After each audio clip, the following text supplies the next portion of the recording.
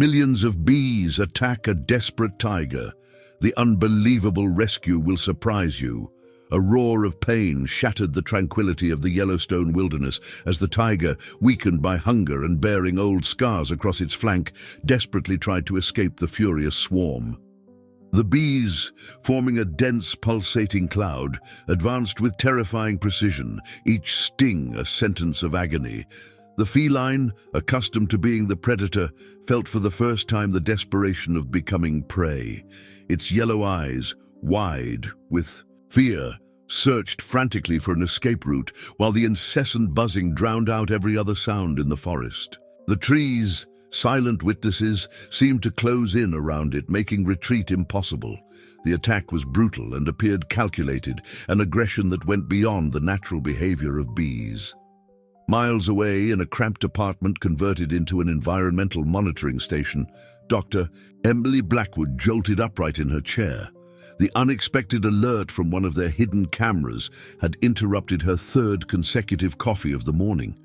At 42, with streaks of premature grey through her auburn hair, Emily had spent the better part of 2 decades fighting to protect the delicate ecosystem of Yellowstone National Park. Her team, a small but dedicated group known as the Wilderness Defense Initiative, had been tracking unusual activities in a remote section of the park for months. "Parker, come look at this," she called, her voice tense with concern. Parker Reynolds, her second-in-command, and a former park ranger whose weathered face told stories of countless wilderness expeditions, leaned over her shoulder. His usual stoic expression gave way to visible shock as they watched the footage together. "What the hell?" he muttered, adjusting his wire-rimmed glasses. "Bees don't behave like that. Not naturally." The camera had captured the tiger's desperate struggle in horrifying detail. But something else caught Emily's attention: fresh human footprints near the site of the attack. This was no accident. "Call the team," she said, already reaching for her field kit. "We need to move fast." Within the hour, the 5 core members of the Wilderness Defense Initiative had assembled in their makeshift headquarters. The room buzzed with tension as Emily outlined what they'd seen. "The tiger is one of only 3 that were reintroduced to this area last year," she explained, pointing to a map spread across their planning table. "If it doesn't survive, the entire reintroduction program could be jeopardized." Zoe Chen, their wildlife veterinarian whose gentle hands belied her fierce determination, studied the footage with growing concern. "Those stings will cause massive inflammation. Without intervention, the tiger's chances are slim. And these aren't ordinary bees," added Malik Johnson, the youngest team member and their resident entomologist. His fingers traced over soil samples they'd collected from previous expeditions. "I've been seeing anomalies in insect behavior throughout this quadrant for weeks now." The 5th member of their team, Benjamin Cooper, a former tech industry executive who'd traded his corner office for conservation work after a life-changing encounter with a grizzly bear, already had their satellite imagery pulled up on his tablet. "There's something else," he said, zooming in on a section of forest several miles from the attack site. "Unusual heat signatures here. Could be man-made structures." Emily's expression hardened. "Then that's where we'll start looking for answers." Parker prepped the emergency medical kit. "Zoe, we'll need a sedative appropriate for a tiger. Malik, bring your sampling equipment. I want everything we can get on those bees. Ben, keep those satellite feeds coming." As the team dispersed to gather supplies, Emily stared at the freeze frame of the tiger mid-escape on her monitor. Something about this felt orchestrated, planned. In 15 years of conservation work, she'd seen poachers, illegal logging, and territory disputes, but this was different. There was a calculated precision to it that made her blood run cold. 2 hours later, they were navigating through dense underbrush, each step carefully measured. The forest, usually a source of peace for Emily, now felt ominous. Occasional buzzing sounds made everyone's heart rate spike, a reminder that the threat still lurked among the trees. "We're getting close," Parker whispered, pointing to fresh claw marks on a nearby tree trunk. They found the tiger huddled in an abandoned burrow, nearly unrecognizable beneath its inflamed wounds. Despite her years of experience, Emily felt her throat tighten at the sight. The magnificent creature's breath came in short, labored gasps. "Cover me," Zoe said, preparing the sedative. With practiced efficiency, she administered the injection while the others used smoke canisters to keep any lingering bees at bay. As they worked quickly to stabilize the tiger for transport, Malik collected samples from the bees that had fallen nearby. His face grew increasingly troubled as he examined them through his portable microscope.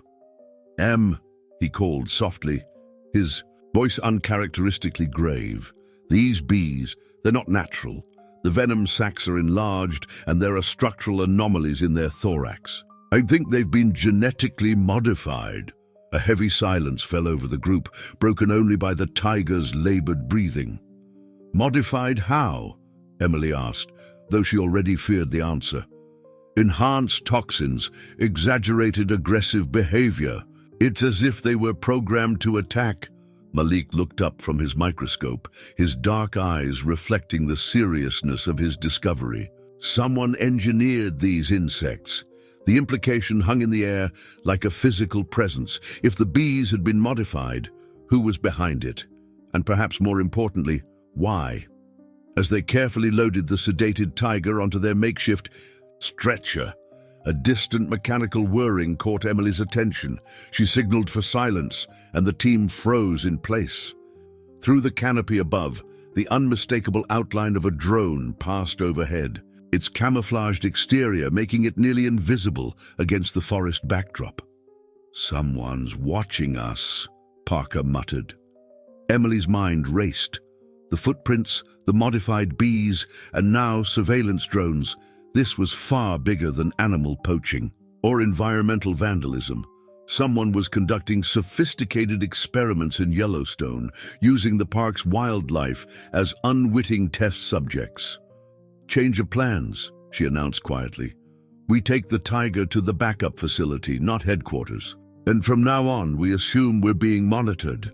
As they began their careful retreat through the forest, Emily couldn't shake the feeling that they had stumbled onto something far more dangerous than they had anticipated. The buzzing of insects around them suddenly seemed sinister, a reminder that in this forest, not everything was as nature intended.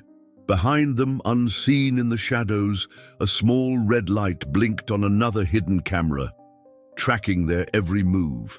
The temporary wildlife rehabilitation facility, tucked away in an old ranger outpost 20 miles from their headquarters, hummed with tense activity. The tiger lay on an examination table, its massive form now stabilized, but still in critical condition. Zoe moved with practiced precision, applying treatment to the countless sting wounds while monitoring the animal's vital signs. "Fever's still high," she reported, glancing up at Emily. "But he's fighting." Emily nodded, distracted by the samples. Malik had spread across a makeshift laboratory table nearby. The young entomologist had barely spoken since they'd arrived, his usual enthusiastic chatter replaced by focused silence as he ran test after test on the bee specimens. "Talk to me, Malik," Emily prompted, placing a gentle hand on his shoulder. "What are we looking at?" He pushed his glasses up his nose, a nervous habit Emily had come to recognize over the years they'd worked together. "It's sophisticated work, Em. These modifications didn't happen in someone's garage. The genetic alterations are precise, targeted specifically at venom production and aggressive behavior." "So we're talking about a professional operation?" Parker asked from where he stood by the window, his vigilant gaze scanning the perimeter. The former ranger had set up motion sensors around the facility, a precaution that would have seemed paranoid just days ago. "More than professional," Malik responded. "We're talking cutting-edge biotech, the kind that requires serious funding and expertise." He pushed a tablet toward Emily, showing microscope images. "See these markers? That's deliberate design, not random mutation." Benjamin, who had been coordinating with their contacts in the National Park Service, joined them at the table. "I've been doing some digging," he said, his voice low despite the isolation of their location. 3 months ago, Helix Frontier Biotechnologies leased a large parcel of private land bordering the park's northeast section. Helix Frontier? Emily frowned. The name was vaguely familiar. "Major player in agricultural biotech," Benjamin explained. "They specialize in drought-resistant crops, pest control, that sort of thing, at least officially." "What about unofficially?" Zoe asked without looking up from tending to the tiger. Benjamin's expression darkened. "They've had several ethics complaints filed against them by environmental watchdogs, nothing that stuck legally, but enough to raise red flags, and their CEO, Victor Mercer, has some interesting connections to private military contractors." A chill ran down Emily's spine. "Military applications," she murmured. "Weaponized insects." The room fell silent as the implications sank in. Emily's mind flashed back to the precision of the bee attack, how it had specifically targeted the tiger, a perfect apex predator brought low by creatures a fraction of its size. "The footprints we found," Parker said slowly. "They could have been researchers monitoring the test." Emily nodded, the pieces falling into place. "And the drone was surveillance. They're tracking results." "But why a tiger?" Zoe asked, finally stepping away from her patient. "Why target an endangered species that was part of a high-profile reintroduction program?" "Because no one would suspect deliberate action," Emily realized. "Everyone would assume it was a natural incident, tragic but not suspicious. The perfect cover for testing." Benjamin's tablet chimed with an incoming message. His eyebrows rose as he read it. "My contact at the satellite monitoring station sent over historical imaging of that heat signature I found. Look at this." He placed the tablet on the table, displaying a series of thermal images dated over the past 6 months. What had begun as a small hotspot had gradually expanded into what was unmistakably a substantial underground facility. "They've been building this for months," Emily said, "right under everyone's noses." "There's more," Benjamin continued, swiping to a new set of images. "I asked for wildlife movement patterns in the area. There's been a significant decrease in large predator activity around that facility. Bears, mountain lions, wolves, all avoiding a 5-mile radius around the site." "That's not natural," Parker stated. "Predators don't just abandon prime territory without reason." "Unless they've been conditioned to avoid it," Emily suggested, "or driven away intentionally." The tiger on the examination table stirred slightly, a low growl emanating from its throat when a distant helicopter passed overhead. The reaction was immediate and intense, far more pronounced than would be natural. Zoe frowned, observing the animal's response with professional concern. "That's strange." His heart rate just spiked dramatically at that sound. Emily and Malik exchanged troubled looks. "Conditioning," Malik said, "like Pavlov's dogs, but in reverse, training a fear response." "You think they conditioned the tiger to react to specific stimuli?" Emily asked. Malik nodded slowly. "And maybe the bees, too. What if this is more than just modified insects? What if they're working on ways to control predator behavior through environmental triggers?" The implications were staggering. Control over apex predators could have far-reaching applications: ecological management, military use, even civilian population control. Emily made a decision. "We need to get closer to that facility, see what they're really doing out there." "That's risky, Em," Parker cautioned. "If these people are as sophisticated as they seem, they'll have security measures we can't even imagine." "Then we'll be smarter," Emily countered. "We're not going in blind. Ben, can you get us detailed topographical maps of the area? Malik, I want to know everything about those bees, their range, lifespan, any potential weaknesses. Zoe, how soon can the tiger be moved to a more secure location?" "At least 48 hours," Zoe answered. He's stable, but moving him again too soon could cause serious setbacks. Then we have 48 hours to gather intelligence, Emily concluded. Parker, we'll need surveillance equipment, nothing electronic that could be detected, old school methods only. As the team dispersed to their assigned tasks, Emily stepped outside for a moment of clarity. The evening air was cool against her face, the familiar sense of pine and earth normally a comfort. But tonight, even the forest felt different, as if the natural world itself recognized the intrusion of something unnatural in its midst. Her satellite phone vibrated in her pocket, a text from an unknown number. With growing apprehension, she opened the message. Not all research is meant for public knowledge. Some paths are better left unexplored. This is your only warning. Emily's blood ran cold. How had they found her private number? She scanned the tree line, suddenly aware of how exposed she felt despite the facility's remote location. They were being watched more closely than she had imagined. When she returned inside, her expression must have betrayed her concern, because Parker immediately approached. What happened? He asked quietly. Emily showed him the message. His jaw tightened, the former ranger's instincts immediately on alert. They're trying to scare us off, he said. Which means we're onto something they don't want found, Emily replied. She addressed the team, her voice steady despite the anxiety churning in her stomach. We've been compromised. Someone knows we're investigating, and they want us to stop. Zoe looked up from the tiger, her face pale. Are we in danger? Emily wanted to reassure her colleague, but honesty prevailed. Possibly, but that only confirms we're on the right track. She looked at each team member in turn. I understand if any of you want to step back. This isn't what you signed up for. The hell it isn't, Malik responded immediately. I joined this team to protect wildlife and ecosystems. If someone's weaponizing insects, that's exactly the fight I signed up for. One by one, the others nodded in agreement. Then, we move forward, Emily said, but carefully, very carefully. As night fell over the wilderness, the team worked by lamplight, unaware that miles away, in a sterile laboratory buried beneath the forest floor, Victor Mercer was reviewing footage of their rescue operation with cold calculation. Interesting, he murmured to his chief scientist. They figured out more than anticipated. Accelerate the timeline for Phase 2. He tapped a sleek tablet, bringing up a map dotted with red markers throughout Yellowstone.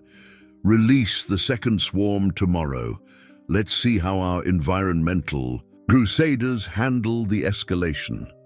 Dawn broke over Yellowstone with deceptive serenity. Wisps of fog curled between ancient pines as Emily and Parker made their way through the underbrush, each step carefully placed to minimize sound.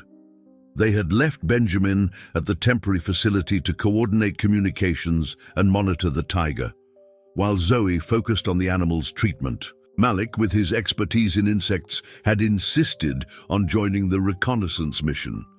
Thermal imaging shows the main entrance should be just beyond that ridge, Emily whispered, consulting the hand-drawn map they'd prepared based on Benjamin's satellite data. No digital devices accompanied them, nothing that could be tracked or hacked.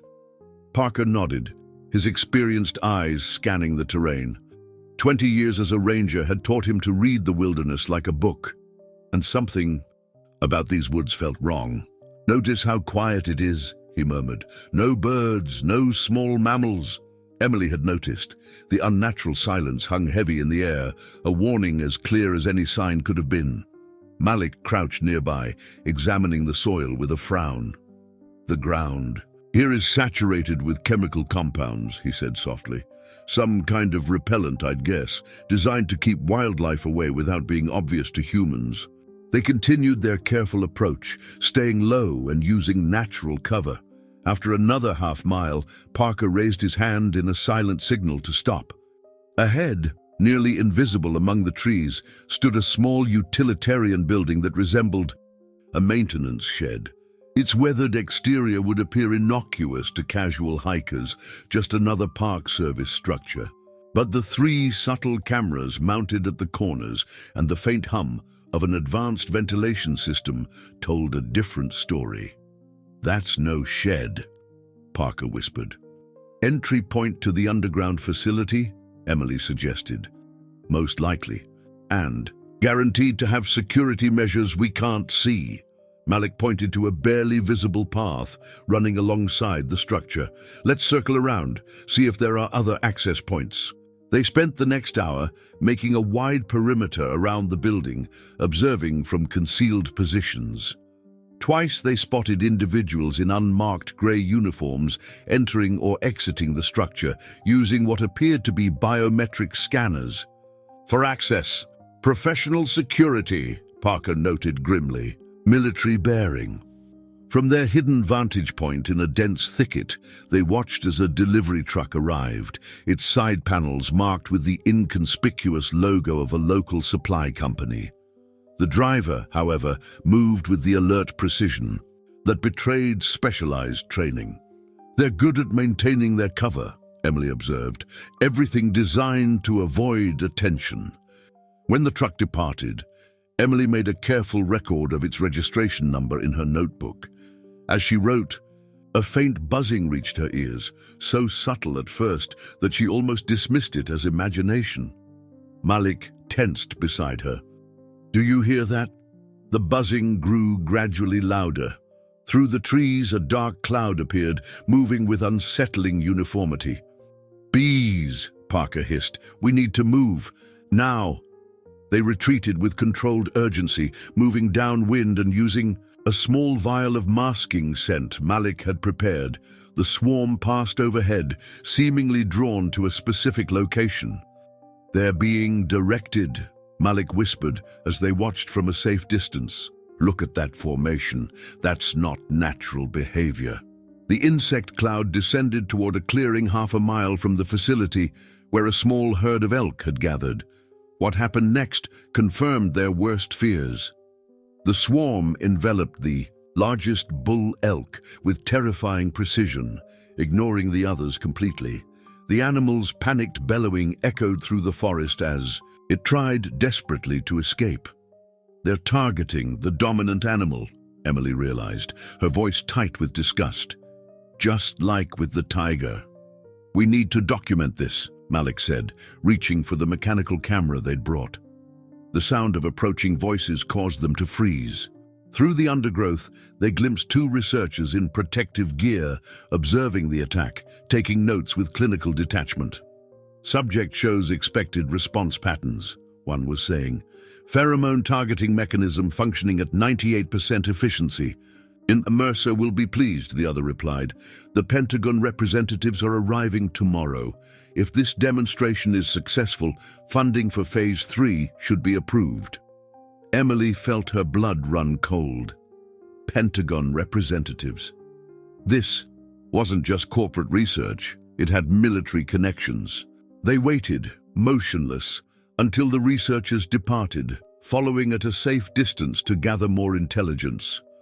The facility was larger than they had initially suspected, with multiple surface structures disguised as maintenance buildings scattered throughout this section of the forest. "We need to get back to base," Parker eventually said. "Share what we've found with the others." The return journey was tense, each of them processing the implications of what they'd witnessed. They were nearly back to their temporary headquarters when Emily's satellite phone vibrated with an incoming message from Benjamin. "Urgent. Facility compromised. Tiger relocated. Meet at backup site Alpha." Parker's expression darkened. "They found us." "We move now," Emily decided. "Grab only what's essential." As they approached their outpost, they proceeded with extreme caution. From a concealed position, they could see the door hanging open, equipment scattered outside. There was no sign of their colleagues, but fresh tire tracks indicated a hurried departure. Using the predetermined emergency protocols, they circled to a hidden cache where Parker had stored backup supplies and an old but reliable Jeep. Within 30 minutes, they were navigating remote Forest Service roads toward their secondary rendezvous point, an abandoned fire lookout tower that Benjamin had quietly renovated as a potential research blind. As dusk settled over the mountains, they finally reached the lookout. Benjamin opened the reinforced door before they even knocked, his face etched with relief. "Thank God," he said, ushering them inside. "When they came, I thought—" "We're fine," Emily assured him, quickly scanning the Spartan interior. Zoe was administering to the sedated tiger in one corner. "Everyone okay?" Benjamin nodded. "They missed us by minutes. I was monitoring the perimeter sensors when they triggered. Had just enough time to load the tiger and essential equipment." "Who were they?" Parker asked. "Professional. 3 SUVs, no markings. They had our location pinpointed." Emily's mind raced. "Did they get anything? Research data? Samples?" "Not the important stuff," Benjamin assured her. "I initiated the emergency purge protocol. Physical samples are here, and all our data is on the secure offline servers." Malik immediately moved to check on his bee specimens, confirming they were intact. "We need to analyze what we saw today," he said. "Those bees were even more advanced than the ones that attacked the tiger." Emily shared what they had observed near the facility, including the conversation about Pentagon representatives. The implications hung heavy in the room. "So we're looking at a bioweapon," Zoe said quietly from her position beside the tiger. "Insects programmed to target specific individuals." "Or specific types," Emily added. "They went straight for the dominant elk, just like they did with the tiger.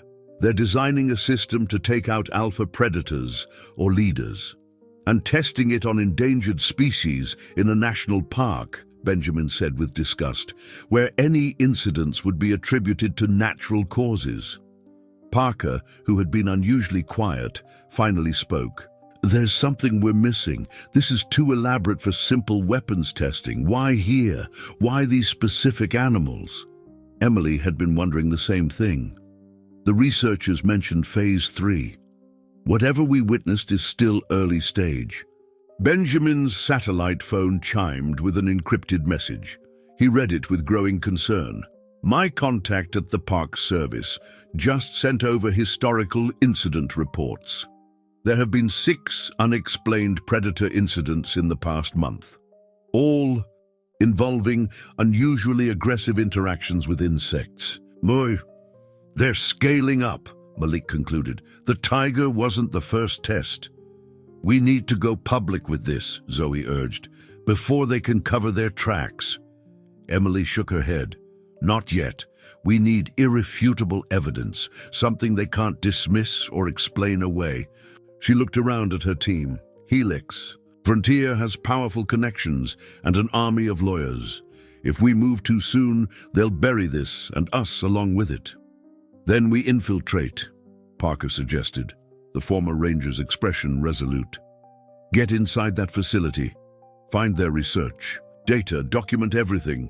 "That's suicide," Benjamin protested. "Not necessarily," Emily said slowly, "an idea forming. Not if we create a diversion first." They gathered around the small table as Emily outlined her plan. It was risky, but with the right preparation, they might have a chance to expose the operation before it advanced further. "Tomorrow," she concluded, "we move tomorrow, before those Pentagon representatives arrive." Late that night, unable to sleep, Emily stood on the lookout tower's balcony, gazing out over the darkened wilderness. The forest that had been her sanctuary now harbored an invisible threat, not just to wildlife, but potentially to ecosystems worldwide if Helix Frontier's research continued unchecked. Behind her, the door creaked softly as Parker joined her, offering a steaming mug of coffee. "Second thoughts?" he asked quietly. "A few thousand," she admitted with a grim smile, accepting the cup. "But what choice do we have?" "We could take what we know to the FBI," he suggested. "Not for the first time." Emily shook her head. "Without hard evidence?" With Mercer's government connections, we'd be dismissed as eco-terrorists before we finished talking. She sighed. No, we need to handle this ourselves. Parker nodded, understanding. They stood in companionable silence for several minutes, watching distant lightning illuminate the clouds over the mountain range. You know, he said eventually, when I joined your team 3 years ago, I thought my days of excitement were behind me. Despite the tension, Emily smiled. Sorry to disappoint. Who said I was disappointed? He met her gaze, his weathered face serious. Some things are worth the risk, Em. She knew he wasn't just talking about their mission. Something had been building between them for months, carefully kept professional by mutual unspoken agreement. Now, with uncertainty looming, those barriers seemed suddenly less important. Before she could respond, Malik burst through the door, his expression urgent. Emily, Parker, you need to see this. They followed him inside to where his portable analysis equipment was set up. On the small screen, microscopic images showed cellular structures in alarming detail. I've been examining the B samples more thoroughly, he explained, pointing to specific markers. The genetic modifications aren't just creating more aggressive behavior, they're self-replicating. Meaning what? Emily asked, though she feared she already knew. Meaning these modified genes can transfer to normal bee populations through mating, Malik explained gravely. If these engineered bees interact with wild colonies, the modifications could spread exponentially throughout the ecosystem. The implications were staggering.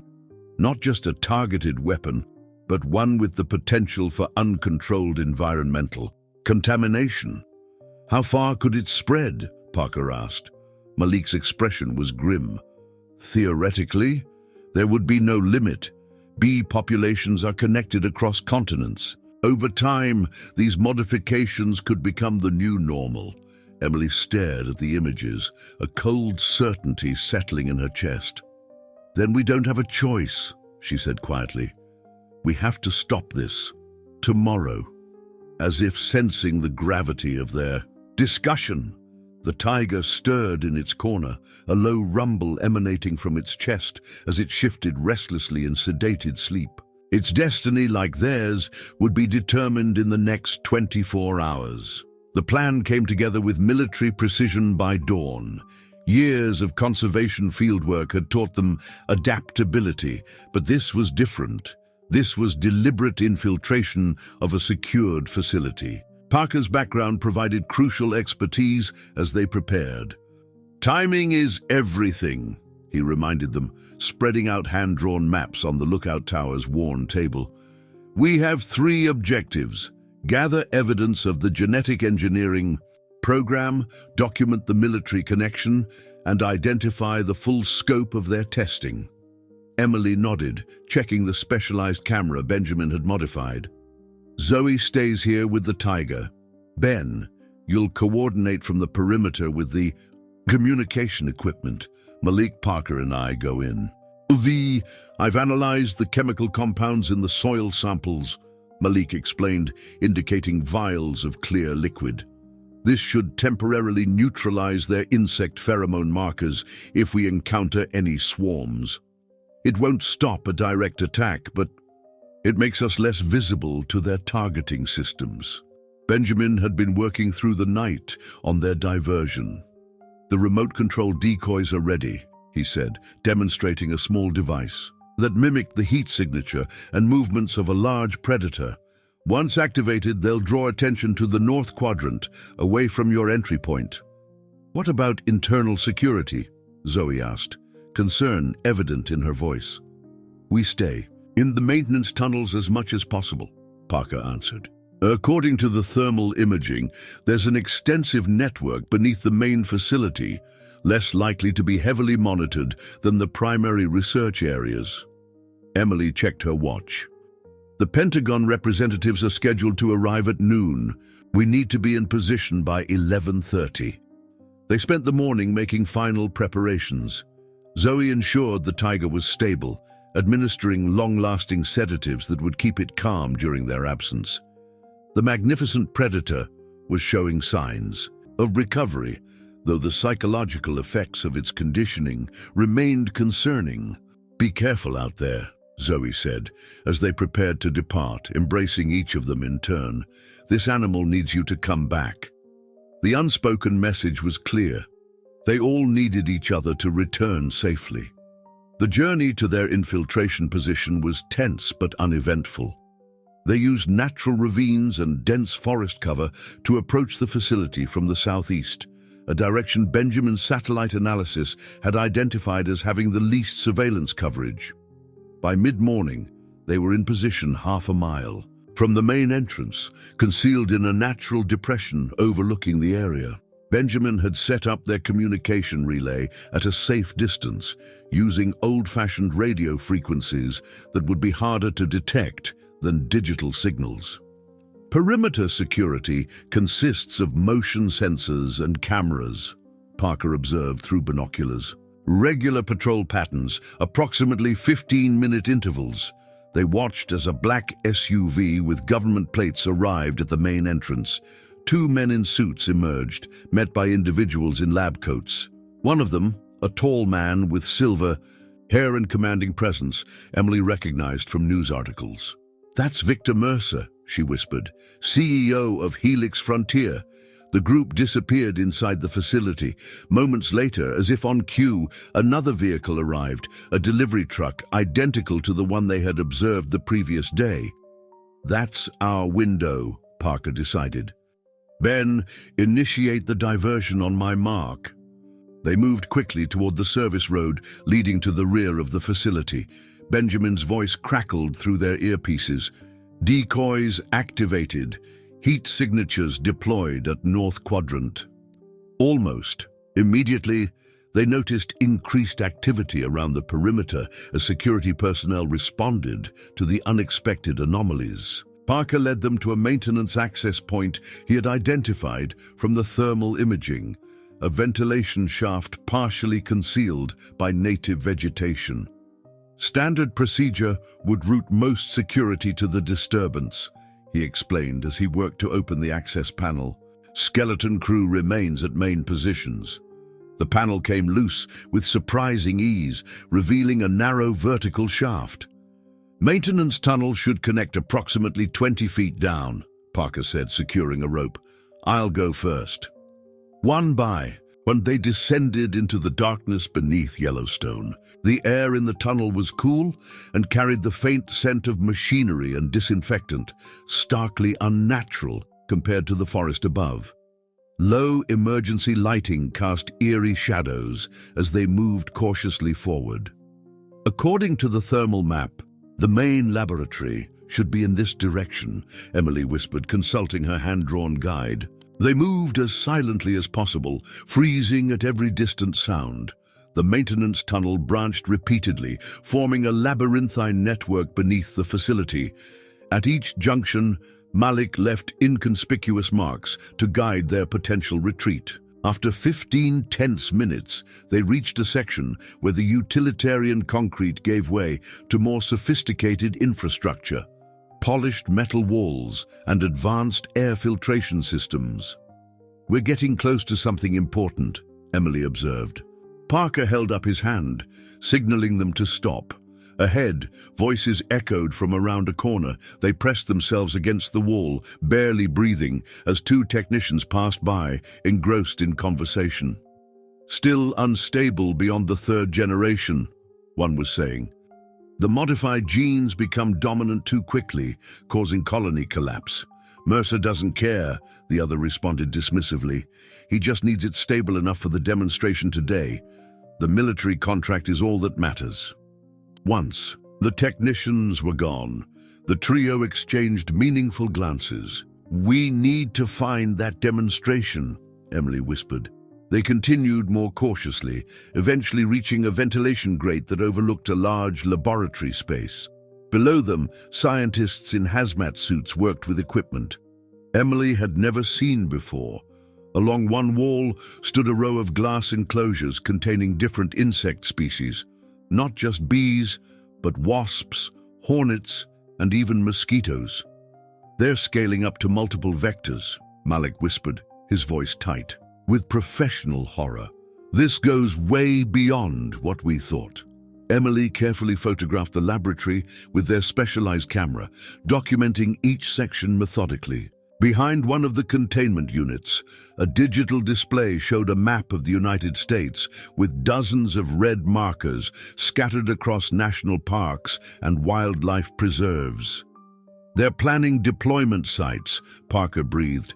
"This isn't just testing, they're preparing for widespread implementation." A door opened below them, and they instinctively shrank back from the grate. Victor Mercer entered, accompanied by the men in suits they had observed earlier. "As you can see, gentlemen," Mercer was saying, his voice carrying clearly in the laboratory's perfect acoustics, "Project Swarm offers unprecedented advantages. In terrain denial and strategic incapacitation, the beauty is its deniability. What appears to be natural insect behavior is actually a precisely controlled biological response." "And the environmental impact?" one of the men asked, his tone suggesting mere formality rather than genuine concern. Mercer smiled thinly. "Minimal, according to our projections. Any genetic drift into wild populations would be self-limiting over time." Malik made a small sound of disbelief. Emily glanced at him, recognizing the anger in his eyes. His analysis had shown precisely the opposite. These modifications could spread unchecked through bee populations worldwide. "We have a live demonstration prepared," Mercer continued, leading the group toward a sealed door at the far end of the laboratory. "If you'll follow me to the observation room, you'll see exactly why the Pentagon should consider this program a priority for future funding." As the group exited, Emily shifted to follow their movement through the ventilation system. They crawled carefully until they found another grate overlooking a smaller room with a large one-way window. Through it, they could see an enclosed testing area designed to simulate a natural environment, complete with vegetation and artificial light mimicking sunlight. Inside the test chamber stood several animal cages. Emily's heart sank as she recognized the occupants, a mountain lion, 2 wolves, and a young bear, all seemingly agitated. "The demonstration will show the precision targeting capabilities," Mercer explained to his visitors. "The pheromone markers allow us to designate specific targets while leaving others unaffected." One of the technicians began typing commands into a control panel. On a monitor above, genetic sequences scrolled rapidly, followed by a simplified display showing physiological markers for each animal. "For today's demonstration, we've designated the mountain lion as our primary target," Mercer continued. "When the swarm is released, you'll observe that despite multiple potential targets being present, only the designated subject will be affected." Emily felt sick as she realized what they were about to witness. "We need to stop this," she whispered. Parker shook his head grimly. "Not without exposing ourselves. We need to gather as much evidence as possible first." A technician pressed a button, and a small panel in the test chamber ceiling slid open. A dark cloud of insects descended, their movement unnaturally coordinated. Just as Mercer had promised, the swarm bypassed the wolves and bear, moving with terrifying purpose toward the mountain lion. Emily forced herself to keep photographing, documenting the demonstration while fighting back her revulsion. Beside her, Malik was using a specialized device to collect air samples through the grate, hoping to capture traces of the pheromone compounds being used. The mountain lion's distress was difficult to watch. The animal thrashed against the confines of its cage as the insects swarmed around it, finding every opening to deliver their enhanced venom. "As you can see," Mercer said, his voice clinically detached, "incapacitation is rapid and overwhelming. In an open environment, larger predators would be completely neutralized within minutes with no collateral effect on non-target species." One of the Pentagon representatives nodded appreciatively. And this can be adapted for human targets as well? The question hung in the air for a moment before Mercer responded. Phase 3, research is exploring those possibilities, yes. With proper genetic markers, selective targeting of specific human phenotypes is theoretically achievable. Emily and Parker exchanged alarmed glances. This went beyond environmental tampering. They were discussing a potentially race-specific bioweapon. "We've seen enough," Emily whispered. "We need to get this evidence out now." They began their careful retreat through the ventilation system, Malik leading the way back toward their entry point. They had almost reached the maintenance tunnels when a shrill alarm began to sound throughout the facility. Security. "Breach detected. All personnel initiate containment protocol Theta." Parker's expression darkened. "They've discovered the intrusion. Move, now." They abandoned stealth for speed, racing through the tunnels toward their exit point. Behind them, they could hear the sounds of security teams mobilizing. Emily's mind raced. Had they been detected, or was this related to Benjamin's diversionary tactic? "Ben, status report." Parker spoke urgently into their communication device. Static was the only response. "Communications are being jammed," Malik realized. "We're on our own." They reached the vertical shaft they had used to enter, only to find the access panel at the top had been sealed. "Alternative exit?" Emily asked breathlessly. Parker consulted their rough map. "Drainage system, east quadrant. It should lead to the perimeter." They changed direction, moving as rapidly as they dared through the increasingly narrow maintenance passages. The sound of boots on metal grating echoed through the tunnels, growing louder. "They're sweeping the maintenance level," Parker warned as they pressed themselves into a darkened alcove, allowing a security team to pass by. The drainage system, when they reached it, was little more than a series of narrow concrete channels designed to handle runoff from the facility. They splashed through ankle-deep water, the cold seeping through their boots as they followed the gradual incline that would lead outside. "Almost there," Emily encouraged, as dim natural light became visible ahead. A grated outflow point. Parker moved to the grate, examining it quickly. "It's bolted from the outside," he said grimly. "We'll need leverage." They searched desperately for anything that could help them pry the grate loose. Malik found a length of metal pipe that had broken, free from the ceiling. Working together, they managed to create enough pressure to bend one corner of the grate, creating a space just wide enough to squeeze through. "You first," Parker urged Emily, helping her maneuver through the tight opening. Malik followed, his slighter frame passing through with less difficulty. Just as Parker prepared to follow, the unmistakable sound of a weapon being readied echoed behind them. "Don't move," commanded a stern voice. "Security Team Alpha, we have located the intruders." Emily and Malik froze outside the drainage grate, horrified by the voice they'd heard inside. Parker was trapped, discovered by the security team. Through the narrow opening, Emily could see him slowly raising his hands. "Your friend should surrender as well," the security officer continued. "The perimeter is sealed. There's nowhere to go." Emily's mind raced. They had come too far to be captured now. The evidence they'd gathered had to reach the public. She caught Parker's eye through the grate and saw a flicker of decision cross his face. "Go," he mouthed silently, giving an almost imperceptible nod. Before Emily could respond, Parker lunged suddenly backward, crashing into the security officer. "Run!"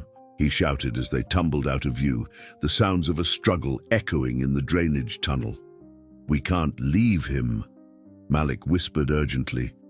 "We have to," Emily replied, the words tearing at her throat. Or this was all for nothing. With leaden hearts, they retreated into the forest, using every technique they knew to cover their tracks. The facility's perimeter was indeed alive with activity. Security teams with dogs were beginning a systematic sweep of the surrounding area. "We need to reach Benjamin," Emily whispered, as they crouched behind a fallen tree, watching a patrol pass nearby.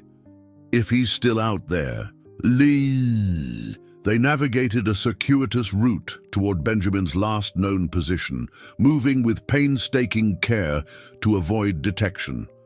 After what felt like hours, they spotted him. Concealed in a natural blind, constructed from local vegetation, his communications equipment still operational. "Thank God," he breathed as they approached. "When the alarm sounded and you went dark, I feared the worst." "Parker," Emily began, emotion choking her voice. Understanding dawned in Benjamin's eyes. "Captured?" She nodded grimly. "He created a diversion for us to escape. We have the evidence, but—" She couldn't finish the sentence. "Then we make it count," Benjamin said firmly. "What did you find?" As Malik helped Benjamin pack up their equipment, Emily quickly summarized their discoveries: the multiple insect vectors, the planned deployment sites across national parks, and most disturbing of all, the discussion of adapting the technology for human targets. "This goes beyond environmental crimes," Benjamin muttered. "This is potential genocide technology." "We need to get back to the lookout tower," Emily decided. "Regroup with Zoe, figure out our next move." The journey back was arduous, their path deliberately winding to avoid potential pursuit. Night had fallen by the time they finally reached the tower, exhaustion weighing on them like physical chains. Zoe's relief at seeing them quickly turned to dismay when she realized Parker wasn't with them. As Emily recounted what had happened, the veterinarian's expression hardened. "We can't leave him there," she said firmly. "Not when we know what they're capable of." "We won't," Emily promised. "But first, we need to process and secure this evidence." They worked through the night, Malik analyzing his collected samples, while Emily and Benjamin organized the photographic evidence and prepared encrypted data packets. By dawn, they had compiled an irrefutable case documenting Helix Frontiers' activities. "The modified bees are even more sophisticated than I initially thought," Malik reported grimly. "The genetic alterations include self-perpetuating markers that would spread exponentially through wild populations. Within 5 years, nearly all honeybees in North America could be carrying these modifications, with catastrophic ecological consequences," Emily added, understanding the implications. "Not just ecological," Malik continued. "These genes include selective targeting capabilities. In theory, they could program insects to attack specific genetic markers, blood types, ethnic traits, anything with a genetic component." The room fell silent as the full horror of what they had uncovered sank in. "We need to get this to multiple outlets simultaneously," Benjamin finally said. "My contacts at environmental watchdog groups, scientific journals, and at least 3 major news networks. And we need a contingency plan in case something happens to us," Emily added. "Dead man's switches for the data." As they prepared the information for release, Zoe continued monitoring the tiger, whose condition was steadily improving. The magnificent animal's eyes now tracked their movements with alert wariness. "The conditioning is still present," she observed as the tiger growled at certain mechanical sounds. "But physically, he's recovering well." Emily approached the cage cautiously, studying the animal that had inadvertently led them to this discovery. Its golden eyes met hers with intelligence and lingering fear. "We'll return him to the wild," she promised quietly, "once we know it's safe." By mid-morning, they had completed their preparations. Benjamin had established secure transmission channels to multiple destinations, ready to send their evidence with a single command. "Wait," Emily said suddenly as Benjamin prepared to initiate the transmission. "We're missing something." She pulled up the photographs of the laboratory again, focusing on the map that had shown planned deployment sites. Something about the pattern of locations had been bothering her subconsciously. "These aren't just random parks and preserves," she realized, comparing the marked locations to a conservation database on Benjamin's tablet. They're all sites with recent predator reintroduction programs. Wolf packs in Yellowstone, panthers in Florida, bear populations in the Adirondacks. Why target reintroduction programs specifically? Zoe asked. Emily's mind raced, connecting dots that had previously seemed unrelated. Because it's not about weapons development at all. Or at least, that's just a secondary objective to secure military funding. Then what's the primary goal? Malik asked. Ecological engineering, Emily answered, the pieces falling into place. Mercer isn't trying to create weapons, he's trying to reshape ecosystems by selectively removing apex predators. Look at Helix Frontier's main business, agricultural biotechnology. They develop crops that are vulnerable to certain insects, which are normally controlled by predators. By eliminating those predators, Benjamin continued, following her logic, insect populations would explode, creating dependency on Helix Frontier's pesticide technologies, creating artificial ecological imbalances that only their products could solve. Malik finished. It's diabolical. And worth billions, Emily added. Far more profitable long-term than military contracts. This revelation added urgency to their mission. They were preparing to transmit their findings when Zoe, who had been monitoring the perimeter camera feeds, suddenly called out. Vehicle. Approaching, not Park Service. On the grainy monitor, they could see a mud-splattered pickup truck navigating the overgrown fire road toward their location. As it drew closer, Emily felt her heart leap. "It's Parker!" she exclaimed. They rushed outside as the truck came to a stop. Parker emerged, looking exhausted but very much alive.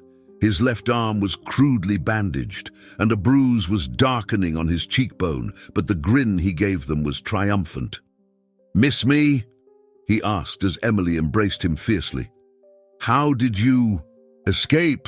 Benjamin demanded once they were back inside, Parker gratefully accepting a mug of strong coffee. "I didn't exactly," Parker explained. "After they caught me, they brought me to an interrogation room. I was questioned by Mercer himself." Emily felt cold dread at the thought of Parker in Mercer's hands. "What happened?" "Something unexpected," Parker continued. "While I was being questioned, an alarm went off, a real one not related to us. Apparently their latest batch of modified insects escaped containment somehow, attacking lab personnel." "The genetic instability Malik detected," Zoe suggested. Parker nodded. "In the chaos, I managed to overpower the guard and make my way out through a loading dock. But that's not all." He reached into his jacket and pulled out a flash drive. "I grabbed this from the security office during my escape. It's their internal research database. Everything about Project Swarm, including Mercer's private communications with investors." Emily took the drive with reverent care. "This is the final piece we needed." With Parker's additional evidence integrated into their data package, they were ready to expose Helix Frontier's operation to the world. Benjamin initiated the transmissions, sending their carefully documented case to journalists, environmental agencies, and government oversight committees simultaneously. "Now we wait," Emily said as the upload completed, "and prepare for their response." They didn't have to wait long. By afternoon, the first news alerts began appearing on Benjamin's satellite phone. Initial reports were cautious, but as multiple outlets began corroborating the evidence, the story gained momentum. By evening, it had exploded into a full-blown scandal, with environmental groups demanding immediate investigation and Helix Frontier's stock plummeting. "Mercer is denying everything," Benjamin reported, scanning the updates, claiming the evidence is fabricated by radical environmentalists. "That won't hold for long," Emily responded confidently, "not with what we've provided." The following days brought vindication. Federal agents raided Helix Frontier's headquarters and the Yellowstone facility. Victor Mercer was taken into custody while attempting to flee the country. Congressional hearings were scheduled to investigate the full scope of the operation and its government connections. 2 weeks after their discovery, the team stood on a remote ridge in Yellowstone, witnessing a moment of triumph and renewal. The tiger, fully recovered and free of its sedation, paced restlessly in its transport cage. "The Park Service has established a protected monitoring area," Emily explained as Zoe prepared to open the cage. "They'll track his recovery and adaptation back to the wild." "And the conditioned responses?" Malik asked. "Diminishing with time and positive experiences," Zoe answered. "He may always have some triggers, but he deserves his freedom." The tiger regarded them warily as the cage door slid open. For a long moment it remained motionless, as if disbelieving its sudden liberty. Then with fluid grace, it emerged, pausing briefly to look back at the humans who had saved it before bounding away into the forest that was its rightful home. "What about the modified insects?" Parker asked as they watched the tiger disappear. "Among the trees. Containment and eradication efforts are underway," Benjamin reported. "The genetic marker Malik identified has made them traceable. It will take time, but the spread can be halted." The environmental scandal had grown to international proportions. Helix Frontiers' illicit research had been found to extend beyond American borders, with testing sites identified in several countries. The company was facing dissolution, its assets frozen pending litigation. More importantly, the incident had sparked renewed examination of ethical boundaries in biotechnology and heightened protection for wildlife preserves. New legislation was already being drafted to prevent similar abuses. As the team prepared to depart, Emily took a final look at the wilderness stretching before them. The ancient forests and meadows that had nearly fallen victim to human greed and ambition. The beauty of it struck her anew, reinforcing the importance of what they had fought to protect. "We should get going," Parker said gently, coming to stand beside her. "We have congressional testimony to prepare." Emily nodded, but lingered a moment longer. "Do you think he'll be okay out there?" she asked, referring to the tiger. Parker followed her gaze toward the forest where the magnificent predator had disappeared. "I think he'll do what all survivors do," he answered, "adapt, recover, and eventually thrive." "Like us?" Emily asked with a small smile, finally turning away from the vista. Parker's hand found hers, warm and reassuring. "Exactly like us." As they walked back to their vehicle, Emily reflected on how their small team of dedicated conservationists had managed to uncover and stop a threat of unimaginable proportions. It wasn't just about saving one tiger or even protecting Yellowstone's delicate ecosystem. They had potentially prevented a catastrophic shift in how humans interacted with the natural world. The tiger's roar echoed distantly through the trees, no longer a cry of pain, but a declaration of freedom. Its scars, like their own, would remain as testaments to survival and resilience in the face of humanity's darkest impulses. In Washington the following week, Emily stood before a congressional committee, her testimony broadcast nationally. Her voice was steady as she described what they had discovered beneath Yellowstone's surface. "The natural world exists in a delicate balance," she concluded. "When we attempt to control or weaponize that balance for profit or power, we risk not only ecological disaster, but our own humanity." The tiger that led us to this discovery was not just a victim.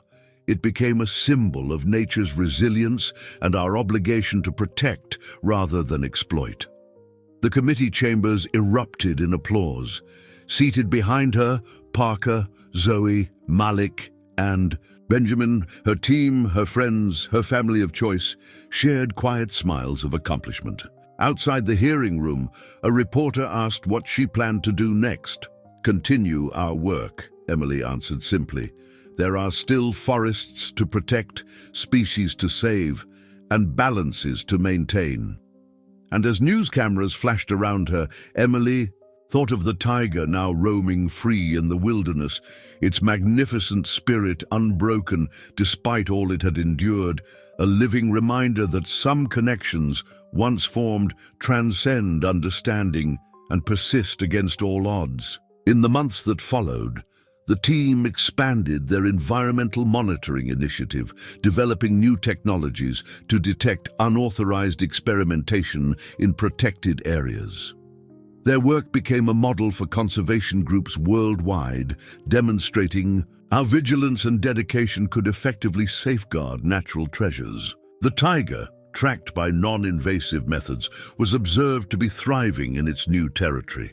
Trail cameras occasionally captured images of the magnificent predator, its coat gleaming in the sunlight, old scars barely visible beneath renewed vitality.